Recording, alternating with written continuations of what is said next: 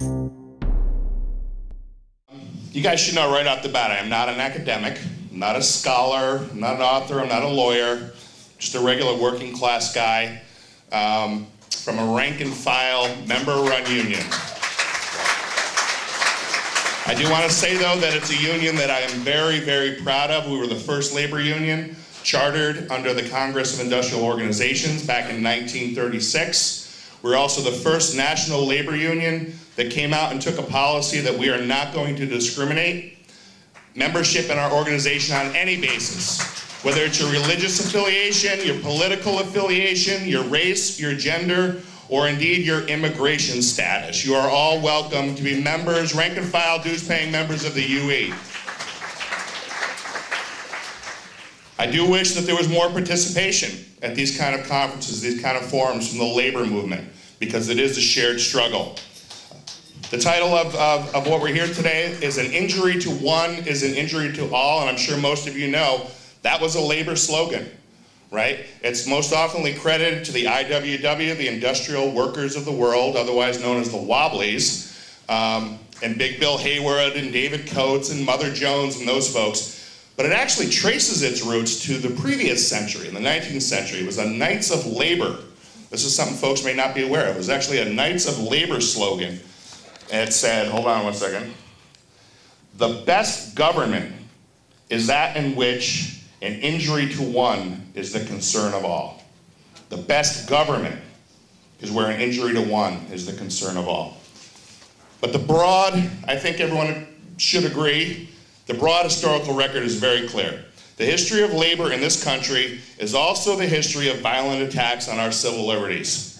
Our government has routinely violated the rights of working people under the guise of national security. Employers and collaborationist unions, they've always enjoyed complete, unrestricted access to every level of our justice system in this country so that they may repress our fundamental right to self-organization. And that's not just labor unions, that's every single organization in which working class people in this country want to come together and determine their own rights and fight for their own rights. It is under attack, it's always been under attack. When the government's given powers of domestic surveillance and counterintelligence, they will always use it, they always have used it, to crush any credible threat to their power base. And that includes the labor movement. The attacks are too numerous. Folks who've studied labor history probably know much better than I do. There was Haymarket. How many people heard of Haymarket? Right? Big attack on our civil liberties. Joe Hill, a list of other Wobblies that fill the annals of labor history. Sacco and Vanzetti, the Molly Maguires. In the McCarthy period in particular, right, of the 1940s and the 1950s, the combined forces of the federal government, business, and their business union co-conspirators nearly destroyed my union, nearly destroyed the UE and progressive trade union in this country. We survived. We're still here today, we're still kicking, we're still fighting, and we're gonna be here for a long time to come.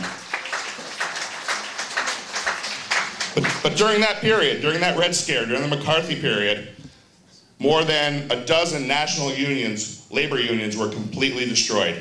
Tens of thousands of good, solid trade unionists were victimized. Every single major US city in this country had a fully staffed Red Squad whose sole mission was to spy on, disrupt, and deny the lawful rights of labor unions and their dissidents. And for the most part, the labor movement failed to recognize the extent of the danger until it was much too late.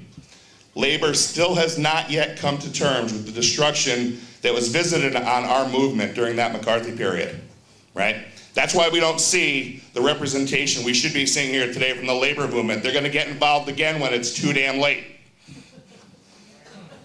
And I'm here to tell you, the labor movement still hasn't recovered. It's one of the reasons the Bush administration official, a guy named Brian Tanner, felt very comfortable calling teacher unions terrorist organizations. Terrorist organizations, the teachers unions in this country. And I got to tell you, sisters and brothers, my wife is a 4th grade teacher in Danbury, Connecticut. She terrorizes me regularly, all right? She's not a terrorist. And no matter what happens, and we're here because there's a serious attack on our civil liberties. Don't let them take away your sense of humor, whatever you do, okay? But what are we seeing today? We're seeing Walmart strikes and strikers and pickets and picketers where working class people are being assaulted, arrested, and detained, right? These are the same events where we encourage brawls, right, and fistfights among customers to get those best Black Friday deals that we can. But you show up for a peaceful protest and you get arrested. That's what's happening in this country today.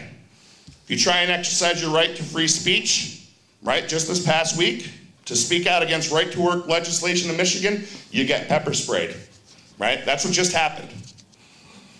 If you attempt a peaceful protest in support of a working class struggle anywhere in this country, you face sister and brother police union members in full riot gear and SWAT teams with rubber bullets, right? This is happening today in the United States of America in 2012. This isn't labor history. This is happening right now. This is happening out there today. Just this past year, we saw the first use of the US military against the labor movement since the 1970 postal strike, right? When the US Coast Guard ships and helicopters were sent out to be used to protect grain shipments and try and break the will of the longshoremen's Local 21 in their action against EGT, just this past year. In that struggle, the owner class also enjoyed the full support of our National Labor Relations Board, right? That's an organization that's supposed to protect the rights of the working people. This, and I want to be very clear on this point, that was a very distinct escalation and elevation by the Obama administration. The same guy who told us in 2008 that wherever workers were picketing, he'd put on a pair of comfortable shoes and he would get out there and walk the picket lines with them. Now I got to tell you, sisters and brothers, I go to a whole lot of actions all around the country. I keep looking for our president on one of those picket lines. I've yet to see him. Now you just have to ask yourself, just imagine the direct and indirect effects that these continuing and escalating attacks on the working class is having in our country. Surveillance in the workplace increases every day. Workers in this country are being videotaped everywhere they go on the job. Their emails, their phone calls are being recorded. Their internet activity is being tracked, both on and off the job, by their employers, right? And of course, there's working class rats that are still among us, and they always will be. I try and get union members to attend an anti-globalization rally, right, to discuss about the evils of globalization and trying to protect their own jobs. They're afraid of government surveillance. They're afraid of retaliation by their own government. Workers think twice today before they voice their outrage on a picket line because they think that they may be arrested on trumped-up terrorism charges or that the FBI may raid them at their house. That's happened to union activists in the past few years.